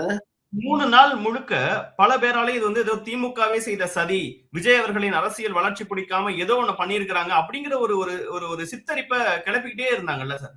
அது எப்படி சார் பில்ட் ஆகுது மக்கள்கிட்ட? அதுதான் சார் சொல்றேன். என்னன்னா உங்ககிட்ட ஒரு செட்டப் இருக்கு. இன்னைக்கு இன்றைய சமூகத்துல ஒரு ஃபேஸ்புக், சோசியல் மீடியா அளவு அது ஏதோ அவங்களோட 4 பேர் இருக்காங்க, அவங்கதான் வளர்க்குறாங்கலாம் சொல்றாங்க. சரியா? அதெல்லாம் நிக்காது சார். நான் சொல்றேன் இன்னைக்கு பதறுவது எல்லாருக்கும் பதறுவதற்கான காரணம் திமுக அதுக்கு விட்டுருச்சு. திமுக ஐடி வேலை செய்யல. அவங்க ஒரு நரேட்டிவ் செட் பண்ணிட்டாங்க. அதெல்லாம் நிக்காது சார். நான் சொல்றேன், எத்தனை நரேட்டிவ், எத்தனை பேர் ஆளை போட்டு எத்தனை வேலை செஞ்சீங்கனாலும் கடைசியில அறம் மட்டும்தான் வெல்லும். உண்மைதான் வெல்லும். நான் நம்புறேன். அதெல்லாம் எத்தனை பொசிஷனியா இன்னைக்கு விஜய் வந்து சிஎம் சார் என்ன கைது பண்ண சொன்ன தமிழ்நாடே சிரிக்கிறேன் சார். என்னடா நடிக்கிறேன் அப்படின்னு எங்க சார் வச்சது? அதெல்லாம் நம்பாது சார். இல்ல சார், வழக்கமா இந்த மாதிரி ஒரு நிகழ்வு நடக்கும் போது மக்கள்கிட்ட ஒரு பெரும் கொந்தளிப்பு இருக்கும். இப்ப ஈவன் நானுமே கூட 2 நாட்களா கரூர்ல இருந்து மக்களுடைய வழிகளை, பல பேருடைய வழிகளை, அவங்க வீட்டுக்கே போய் பேசினேன். ஆறுதல் கொடுக்குற மாதிரி என்னால முடிஞ்ச சில வார்த்தைகளை பேசினேன். அதெல்லாம் பண்ணணும் சார். அவங்கள்ட்ட ஒரு பெரும் கோபம் விஜய்க்கு எதிராலாம் இல்லவே இல்லையா சார்? அவர் வந்தாரு, நாங்க தான் போயிருக்க கூடாது அப்படிங்கிற ஒரு உணர்வுகளோடய தான் அவங்க பேசுறாங்க. கரூர் மக்கள்கிட்ட விஜய்க்கு எதிராக பரவாயில்ல இருந்துட்டு போகுது. அவ்வளவு அறியாமல் இருக்காங்க, இருந்துட்டு போறாங்க. விஜய்க்கு எதிராக கோபம் வர வேண்டாம் சார். நான் சொல்றேன், விஜய் மறுபடியும் நல்லா தேர்தலுக்கு வந்துடட்டும். 234 தொழில் நிக்கட்டும், நின்னு பார்க்க வாங்கிடுறேன் சார். நான் வரக்கூடாதுன்னே சொல்லல சார். வரட்டும் சார். நல்லா அவர்களுக்கு கோபம் வரவே வேண்டாம் சார். அவன் அறியாமல் இருக்கான் சார். வராம இருந்துட்டு போகுது சார். கோவப்பட வேண்டாம் சார். நான் விஜய் மேல கோவப்படணும்னு சொல்லல சார். நான் நடிகனா விஜய பக்கத்துல இருந்து பார்த்தவன் சார். நான் ரொம்ப ரசிச்சவன் சார் நான் விஜய. ஆனா அரசியல் தலைவராக வரும்போது என்னை போல விஜய் தாழ்ந்து போட சார். ரஜினிகாந்த் மாபெரும் ரசிகனா. சரியா? ரஜினிகாந்த் அரசியலுக்கு வரேன்னு சொன்ன உடனே அதை கடுமையா எதிர்த்த முதல் ஆள் நான் தான். நான் ரொம்ப சின்ன ஆள் சினிமாவில். ஒரு சாதனையும் செய்யாத ஒருத்தன். நான் வெறும என்னுடைய பொருளீட்டுதலுக்காக சினிமாவுக்கு ஒருத்தன். அது நல்லா பொருளீட்டினேன், நல்லா சௌரியமா இருந்தேன். நான் எந்த சாகசமும் செய்ய, நான் ஒரு மகேந்திரன் கிடையாது, நான் பாரதிராஜா கிடையாது. நான் ஒன்னும் சினிமாவின் தடத்தை புரட்டல. ஆனா நான் ரஜினிகாந்த் எதிர்த்தேன். ரஜினிகாந்த் அரசியலுக்கு வரலன்னு சொன்ன உடனே மீண்டும் ரஜினிகாந்த் கடுமையா ஆதரிச்சேன். எனக்கு இன்னைக்கு ரஜினிகாந்த் ரொம்ப பிடிக்கும் நடிகனா. இது வராது உங்களுக்கு அப்படின்னு நினைச்சேன். அதை போல விஜயோட வேலை செஞ்ச ஒருத்தன். விஜய்க்கே எனக்கு தெரியும். சரியா? அதை நான் சொல்றேன், விஜய் தான் சொல்லுவேன். விஜய்க்கே எனக்கு தெரியும். நான் விஜயனுடைய மாபெரும் அபிமானி. சினிமாவில் அவரை போல ஒரு ஆள் கிடையாது. அரசியல்ல அவரை போல ஒரு அயோக்கியன் கிடையாது. அதுக்கு உதாரணம் கரூர். வேகமா செயல்பட்டதை நோக்கி பல கேள்விகள். இப்ப செந்தில் பாலாஜி எப்படி 8 மணிக்கு அங்க வந்தாரு? எப்படி 1 மணி நேரத்துல எத்தனை மணிக்கு வரலாம் செந்தில் பாலாஜி? இல்ல சார், செந்தில் பாலாஜி எத்தனை மணிக்கு வரலாம்? 7:30 மணிக்கு செத்துட்டாங்க, செய்தி தெரிஞ்சிருச்சு, ஆஸ்பத்திரி போயிட்டாங்க 7:35க்கு. முதல் டெட் பாடி 7:35 போயிருச்சுன்னு சொல்றாங்க. எத்தனை மணிக்கு செந்தில் பாலாஜி வந்தா நீங்க ஒத்துக்குவீங்க? 10 மணிக்கு வந்தா ஓகேவா? அப்ப வேற கேள்வி கேட்டிருப்பாங்க, என்ன பண்ணாரு 2 மணி நேரம் அப்படின்னு கேட்டிருப்பாங்க. அப்புறம் அவர் செந்தில் பாலாஜி 3 வீதி தள்ளி இருக்காரு, அவர் சொந்த ஊர் கரூர், அங்கதான் கூட்டத்தில் இருக்காரு. நீங்க என்ன சொல்ல விரும்புறீங்க? எத்தனை மணிக்கு வரலாம் அவரு? நீங்க ட்ரெயின் டேபிள் வச்சிருக்கீங்களா? இன்னார் சேர்த்த உங்க தலைவர் மாதிரியே பேசாம இருக்கணுமா? ஒருத்தருக்கு தண்ணி கொடுக்காம ஒருத்தருக்கு ஒண்ணும் பண்ணாம செந்தில் பாலாஜி கால் தூசி பெறுவீங்களா? நீங்க ஒருத்தன் 2 லட்சம் பேரை வச்சு ஒரு கூட்டம் நடத்திருக்கான் அவ்வளவு சிறப்பா, ஒரு பிரச்சனை இல்லாம. அந்த மொத்தம் 2 லட்சம் பேர் கூடினாங்களே தினேஷ் 30 விழாவில், அதுல வைரல் ஆனது எது? ஒரு 10 வயசு 5 வயசு புள்ள தோல்ல உட்கார்ந்து கை காமிச்சதான் வைரல் ஆனிச்சு. ஏன்னா அந்த 5 வயசு பிள்ளை அவ்வளவு கம்ஃபர்டபுளா வச்சிருந்துச்சு திராவிட முன்னேற்ற கழகத்துடைய 30 விழா. உங்க கூட்டத்துல ஒரு பிள்ளைய அப்படி சிரிச்சுட்டு இருந்திருக்கா? ஒரு விஷயம் பண்ண ஒண்ணுமே பண்ணாம திரும்ப திரும்ப வந்து ஆளுங்கட்சி சதி பண்ணிருச்சு, ஆளுங்கட்சி சதி பண்ணிருச்சு அப்படின்னா, ஆளுங்கட்சி சதி பண்றது அப்படின்னா எனக்கு வாய் நல்லா வருது. ஏன் அந்த 40 பேரை கொள்ளணும்?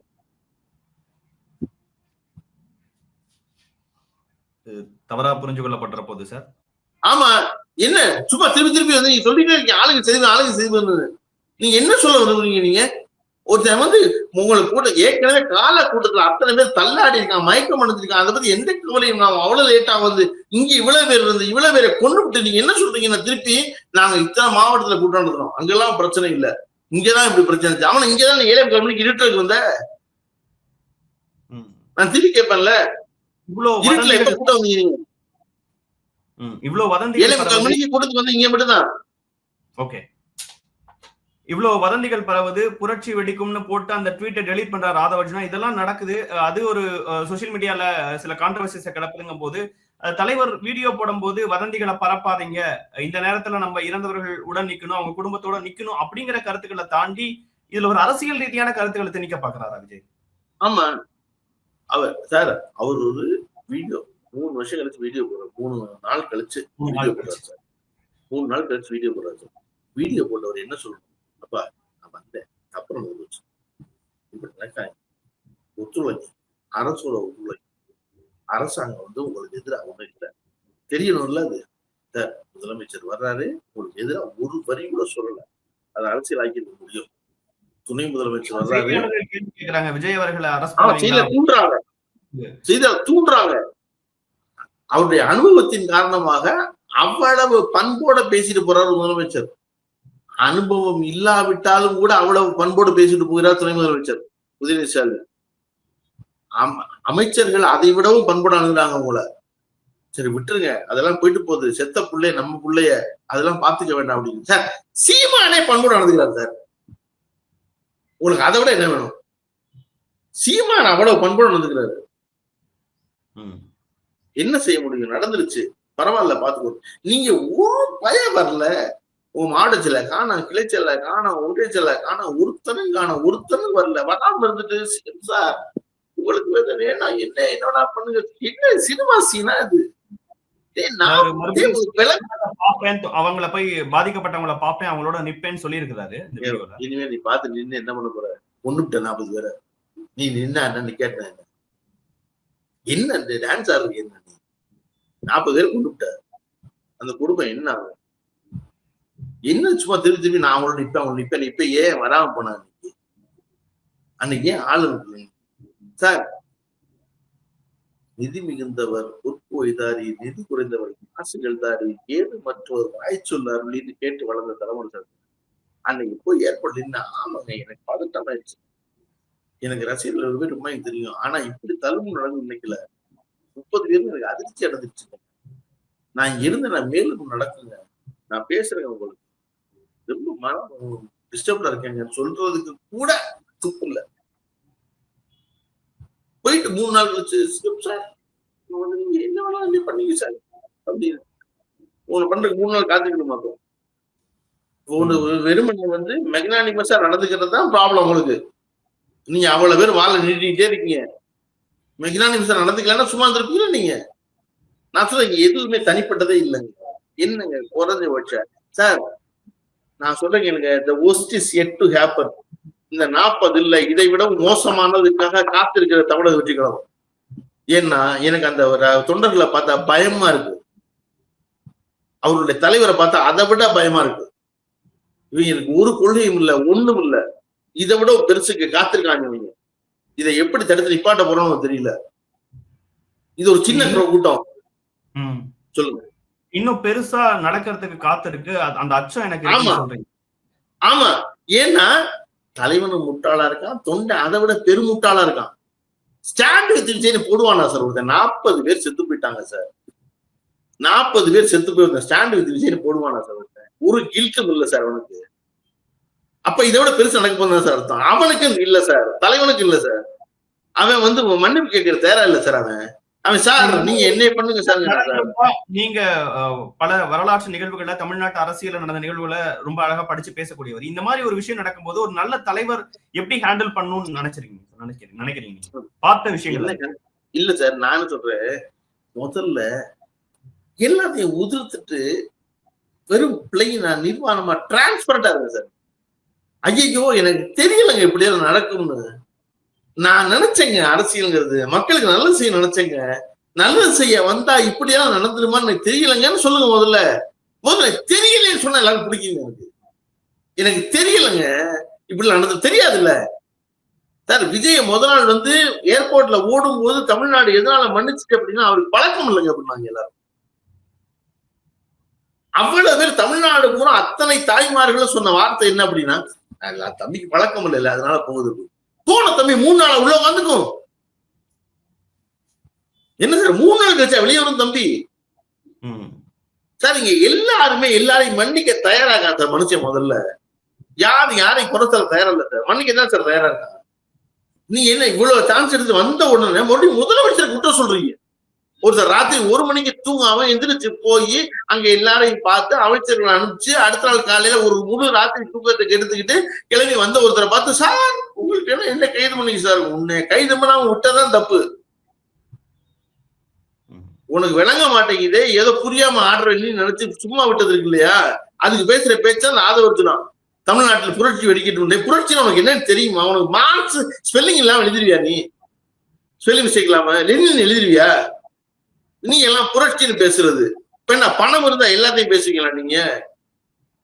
பணம் இருக்குது எனக்கு சார். நான் சொல்றேன், எனக்கு மறுபடியும் இது பிரிவிலேஜ் சைல்டு எல்லாரும் ஒண்ணு கூடியிருக்காங்க.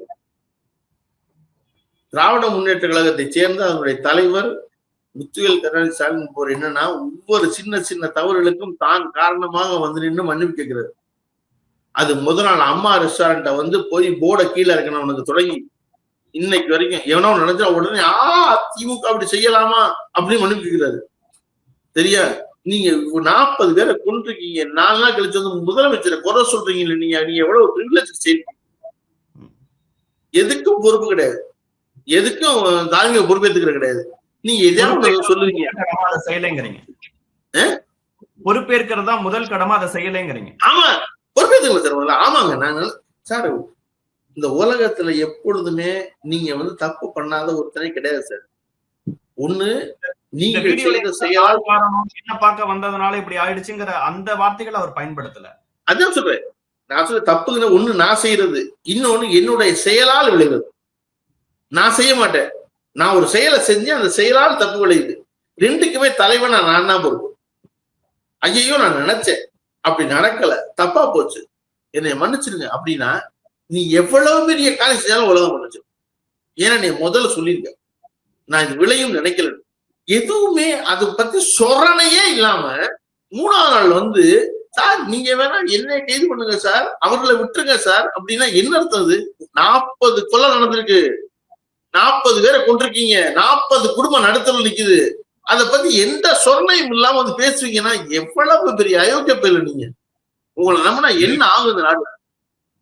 நிறைவாகவும் ஒரு கொஸ்டின் சார். அந்த வீடியோட நிறைவு பகுதியா அவர் வச்சிருந்தாதான் நானும் என்னுடைய இந்த பேட்டியில நிறைவு கேள்வியெல்லாம் கேட்கணும்னு நினைக்கிறேன். ரொம்ப ஸ்ட்ராங்கா வருவேன், நம்மளோட அரசியல் இன்னும் ஸ்ட்ராங்கா இருக்கும், தைரியமா இருக்கும், இன்னும் தைரியத்தோட வருவேன் அப்படின்னு குறிப்பிட்டிருக்காரு. கவுண்ட் பண்ணி சொல்ல நீங்க வந்துட்டாலும் அப்படின்னு வந்து என்ன சொல்ல போறீங்க? நீங்க திரும்பி மறுபடியும் மருத்துவ சரியில்லைன்னு சொல்ல போறீங்க, மறுபடியும் பிரச்சனை ஆக போகுது, மறுபடியும் இந்த தமிழ்நாட்டு மருத்துவ தான் காப்பாற்ற போறாங்க. நீங்க எதிரே வந்து சொன்னதுல என்ன நடந்திருக்கு? ஏதாவது நடந்திருக்கா சார்? நாமக்கல்லுக்கு கிளம்பி கூட்டத்துக்கு வர்றீங்க, நாமக்கல் ராமலிங்கம் பிள்ளைங்க அந்த கவிஞனுடைய பேர் சொல்லவே நீங்க குனிஞ்சு பேப்பரை பார்த்துட்டு இருக்கீங்க. சொல்லிவிட்டு திரும்பி நீங்க வந்தீங்கல்ல சார், ஊர்ல இருந்து கிளம்பி கூட்டம் இல்ல சார், நாமக்கல்ல கூட்டம் சார். கமலன் என்று சொல்லடா தலை நிமிர்ந்து நில்லடா என்ற கவிதை எழுதியது யார்? யார் யாருன்னு 10 தடவை கேட்டுவிட்டு யாரு இவருக்கும் தெரியல.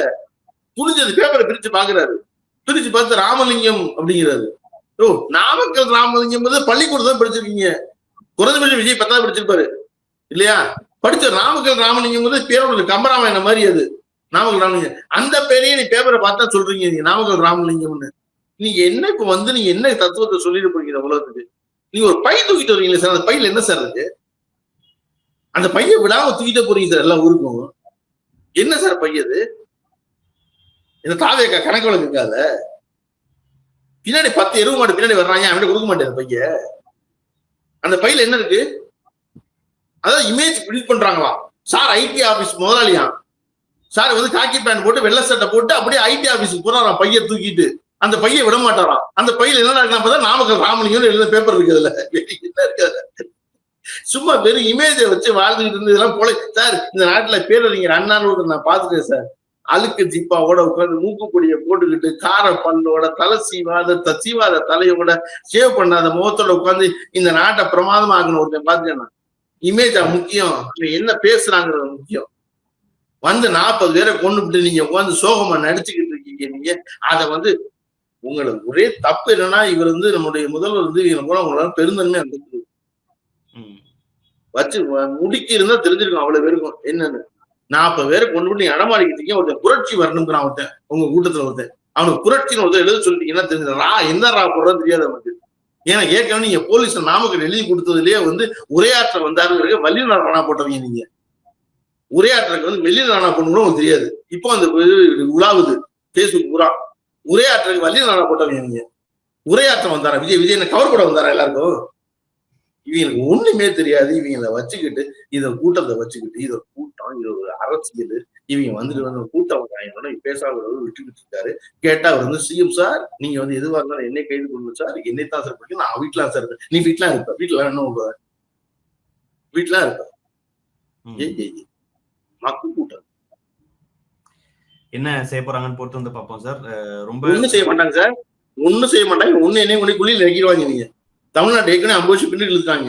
நம்ம ரொம்ப சிரமப்பட்டோம். பிள்ளைகளை பூரா படிக்க வச்சு கல்வியில் சிறந்த தமிழ்நாடு கொண்டு வந்தோம். இந்த பயில கூட்டி கொண்டு எல்லாரையும் நிப்பாட்டி மரத்து மேல ஏற வச்சு டிரான்ஸ்பார்மர்ல ஏற வச்சு எல்லாரையும் கொண்டு 50 வருஷம் பின்னுக்கு இழுத்தாங்க நம்மள. ஏன்னா மொத்த மக்கள் கூட்டம் ஒரு இடத்துல கூடிடுது. இதுதான் தமிழ்நாடான இல்ல.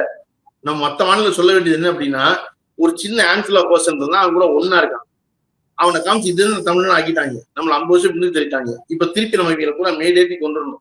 ஒருத்தனுக்காவது ஒன்னாவது தெரியா பாருங்க சார். ஒருத்தனுக்காவது ஒன்னா தெரியாம நீங்க பத்திரிகையாளர் கூட இத்தனை பேர் இருக்கீங்க.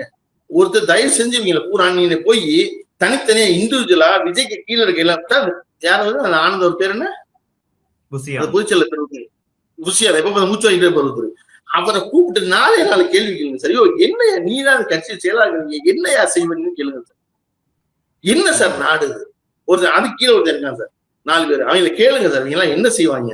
ஒரு 5 பேரை வச்சுக்கிட்டு எப்ப பார்த்தாலும் மேடல் ஒருத்தர் ஏத்திக்கிட்டு கீழே இருந்து ஒருத்தர் கத்திக்கிட்டு இது ஒரு அரசியல், இது ஒரு பிரச்சனை, இது நடத்திக்கிட்டு இருக்காங்க. இதுல கேட்டா நீங்க கூட முதலமைச்சர் ஆசைப்படுறாங்க. அவ்வளவு பேரும் என்ன சார் அவங்க முதலமைச்சர்? முதலமைச்சர் அமைச்சர் யாரு சார்? விஜய் முதலமைச்சர் ஆயிட்டார் சார். எனக்கு அது ஒரு பிரச்சனை சார். இந்த நாட்டுல எடப்பாடி பழனிசாமி முதலமைச்சர் ஆவாருன்னா விஜய் ஆகலாம் சார். சரியா? ஒண்ணு வேறுபாடு இல்லை ரெண்டுக்கும் ஆகும். சரி, அமைச்சர்லாம் யாரு சார்? விஜய் முதலமைச்சர் சார். யாரு சார் அமைச்சரு? மாவட்ட செயலாளர்களா யாரெல்லாம் எம்எல்ஏக்களா யாரு போறாரு? யாரு சார்? யாரு? ஒரு பேர் சொல்லுங்க சார்.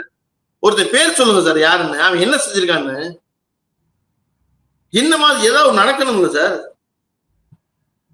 சார் இங்க கலைஞர் தன் வயது உருவாக்கும் போது அப்படித்தானே சார் இருந்திருக்கும். இது அப்படி இருக்காது, அப்படி இருக்காது. நீங்க தப்பா சொல்றீங்க. நீங்க திமுக உருவாக்கின பொழுது திமுக 9 அமைச்சர்களும் ஆச்சரியமான அமைச்சர்கள் 9 பேரும் சார். எம்ஜிஆர் இடம் கொடுக்கல சார். அவ்வளவு பெரிய பாப்புலர் ஆள் சார். அண்ணா முதல் அரசவை அமைச்ச பொழுது எம்ஜிஆர் இடமில்ல சார். எம்ஜிஆர் தான் வெற்றி காரணம் சொல்லப்பட்டவர் சார். இதே கனி அண்ணாவுடைய இதே கனி கொண்டாடப்பட்டவர் சார். தமிழ்நாடு பூரா பிரச்சாரம் பண்ணவர் சார். அவருக்கு அமைச்சர்ல இடம் இல்லை. அப்பா எம்ஜிஆரை விடவும் மிகச்சிறந்த 9 பேர் இருந்தாங்க. சத்யவாணி முத்து இருந்தாங்க, கலைஞர் கருணாநிதி இருந்தாரு, நெடுஞ்செழி இருந்தாரு, அப்படின்னு இருக்கு இல்லையா? உங்கள்கிட்ட யார் இருக்கா? என்ன செய்வீங்க தெரியலையே, என்ன செய்வீங்கன்னு தெரியலையே. நீங்க நான் சொல்றேன், நீங்க திருப்பி சொல்றீங்க இல்லையா? நீங்க அண்ணா வந்த பொழுது அப்படிதான் இருந்துச்சு. அண்ணா வந்த பொழுது இருந்து நான் சொல்றேன், லிஸ்ட் சொல்றேன். யார் வந்தாங்க? எம்ஜிஆரை வெளியே தள்ளிட்டாங்க. எம்ஜிஆர் ஆக முடியல. திருப்பி கலைஞர் 2வது முறை அரசு வச்ச பொழுது எம்ஜிஆரை விட சிறந்த 9 பேர் இருந்தாங்க. எம்ஜிஆர் போராட வேண்டிய உள்ள வர்றதுக்கு. நீ உங்ககிட்ட யார் இருக்கா? என்ன நடிக்கிறீங்க அவ்வளவு பேரும்? பூரா அயோக்கியம் இல்ல. சும்மா ஒரு பேஸ்புக் சோசியல் மீடியா கையில வச்சுன்னு பேசிட்டு இருக்கீங்க. எல்லாரும் என்ன பயப்படுறோம்னா சார் நான் சினிமாவில் இருக்கேன் சார், சரியா? என்ன பயப்படுறோம்னா சார் இது போல நடிக்க வந்துருவாரு, ஒரு வாய்ப்பு போச்சுன்னா திருப்பி போய் கதை சொல்ல வேண்டிய வந்துருச்சுன்னா அப்படின்னு நினைக்கிறோம் இல்லையா? அதனாலதான் சேஃபா பேர் சொல்லாம சொல்றோம். எனக்கு தெரிஞ்சு நேற்று சம்பவம் நிகழ்ந்த பொழுது அத விஜய்ங்கிற பேர் சொல்லி கண்டிச்ச ஒரே ஒரு அமீர் தான் கண்டிச்சாரு. என்ன செய்ய காத்திருக்கீங்க? வேற ஒருத்தரும் பேர் சொல்லி கண்டிக்கல. பரவாயில்ல, அது அவர ஒரு பிரச்சனை. ஆனா இது ரொம்ப இந்த கூட்டத்தை புழைக்க வைக்கணும். யாரு படிக்க வைக்க சார்? விஜய் வரட்டும் சார், ஒன்றும் பிரச்சனை இல்லை சார், யாரு வேணாலும் வரலாம் சார். நீங்க முதல்ல உங்க டீமை ரெடி பண்ணுங்க, அதுக்கு வேலை செய்யுங்க, அவர்களுக்கு பழக்கப்படுத்துங்க, அவங்களுக்கு சொல்லி கொடுங்க. 36 துறை இருக்குடா, இந்த துறையில இதெல்லாம் வேலை இருக்குடா, இதெல்லாம் பிரச்சனைடா, இதெல்லாம் சொல்லி ஒண்ணுமே இல்லாம வெறுமனை வந்து டிரான்ஸ்ஃபார்மர் வேலை ஏறணும். எப்படி சார் அமைச்சராக்குவீங்க நீங்க? நாங்க வெட்டுவோம், அமைச்சரானாலும் வெட்டுவோம், துணை முதலமைச்சரானாலும் வெட்டுவோம் அப்படின்னு சொல்றோம். எப்படி சார் வச்சு நடத்துவீங்க நீங்க? அவனுக்கு என்ன சொல்லி கொடுத்துருக்கீங்க? சரி, ஒரு சம்பவத்துல நீங்க பாடம் கத்துக்கீங்க அப்படின்னா கத்துக்காம வந்து மறுபடியும் அதனுடைய தலைவர் என்ன சொல்றாரு அப்படின்னா நீங்க எதுவா இருந்தாலும் என்னைய பண்ணுங்க, அவர்களை விட்டுருங்க. ஏதோ அவங்க எல்லாம் ஏதோ அன்னை தெரசா மாதிரி இவர் வந்து அந்த பழியை வாங்கிக்கிறாரு, அவங்க எல்லாம் விட்டுருங்க, அவங்க எல்லாம் தியாக செம்மல், நான் ஏத்துக்கிறேன். என்ன படம் காட்டுறீங்க? என்ன தொடர்ந்து தப்பா பண்ணுவீங்களா நீங்க? நீங்க என்ன பொது வேலைக்கு வந்தீங்க? பொது வேலை என்ன செஞ்சீங்க? பொதுக்கூட்டம் என்ன போட்டீங்க? யார பேச வச்சீங்க? ஒண்ணுமே இல்லை. உங்கள்கிட்ட கேட்டா நான் என்ன புதுசா பேசுறது 8 நிமிஷம் ஆளுங்கட்சி எது பேசுறது, அது எல்லாரும் பேசுவான். ஆளுங்கட்சி எது பேசுறது பேச்சாது. கேள்விகளை எழுப்பி இருக்கீங்க, உங்களுடைய கடும் கோபத்தை காமிச்சிருக்கிறீங்க, அந்த கோபத்தின் வழிகளும் புரிஞ்சுக்க முடியுது. இவ்வளவு நேரம் உங்களுடைய நீண்ட நேரத்தையும் அந்த நிகழ்வு குறித்து பல்வேறு கருத்துக்களையும் வெளிக்கொண்டதற்கு ரொம்ப நன்றி சார். நன்றி.